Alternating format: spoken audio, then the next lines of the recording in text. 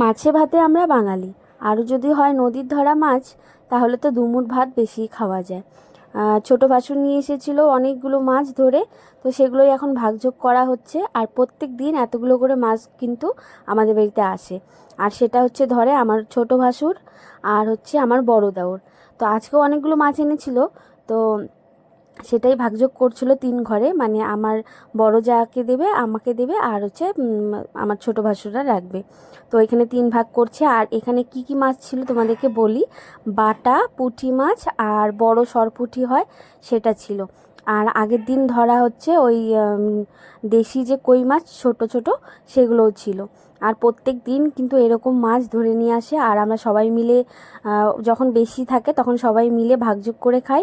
আবার যখন অল্প থাকে তখন হয়তো ওরা দাদারা বা আমার দেওরা একাই খায়। এরকম করে কিন্তু প্রত্যেক দিন আমাদের বাড়িতে মাছ আসে।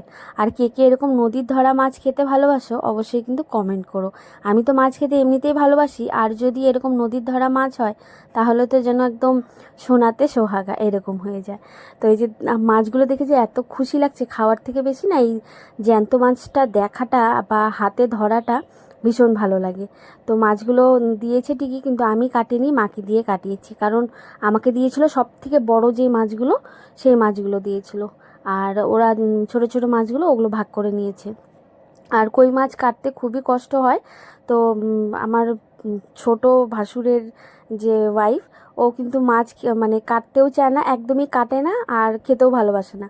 তো ভাসুর কিন্তু নিজেই হচ্ছে মাছ কেটে রান্না করে খায়। তো বড় যাকে বললো যে বৌদি তুমি নিয়ে নাও কেটে, আমাকেও অর্ধেকটা দিও। তো এরকম করে ভাগযোগ করে নিয়ে নিই।